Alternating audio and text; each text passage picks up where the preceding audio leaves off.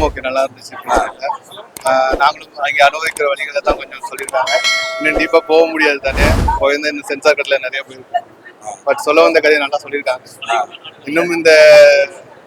இன்னும் அனுபவிச்சுட்டு தான் இருக்காங்க. இன்னும் பல நாடுகளுக்கு போயிட்டு திரும்பி வர முடியாம, சொந்த நாட்டுக்கு திரும்ப முடியாம, அதை கடைசியில காட்டுற மாதிரி இந்த கல்யாணங்கள் அந்த டைம்ல நடந்தது. ஏன்னா அந்த டைம்ல தொடர்புகள் கொள்றதுக்கும் எந்த ஒரு வசதி இல்லை தானே. பட் இப்பயும் நாங்க எதிரியா இருக்குன்றதுதான் இந்த காலத்தோட இந்த காலம் வரைக்கும் நாங்க எதிரியா இருக்குன்றதான் உண்மை. இப்போ வரைக்கும் படம் ஓகே நல்லா இருக்கு. அங்க என்னத்த சொல்ல, ஏன் ஸ்ரீலங்கன் படம் எது பெருசா ரிலீஸ் ஆகிறதுல இது ஃபர்ஸ்ட் படமா ரிலீஸ் ஆயிருக்கு. அது பார்க்க எப்படி இருக்கு? ஏன்னா எல்லாம் சென்சார்ல போயிடும். ஆமா, இப்போ இது அதாவது பாத்தீங்கன்னா போராட்ட களங்கள் அங்க இப்படி இருந்த படங்கள்ல அதை கொண்டு வர கதைகள்ல இது ஒண்ணு. இதுக்கு முன்னாடி அந்தோணி என்ற அந்த படம் வந்துச்சு. அவங்க ஒரு ஃபேமிலி சப்ஜெக்ட் எடுத்தாங்க, அது ஓகே.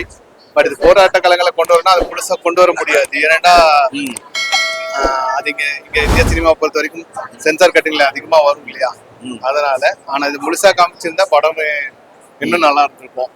காட்ட முடியாதுன்றதான் சிச்சுவேஷன்.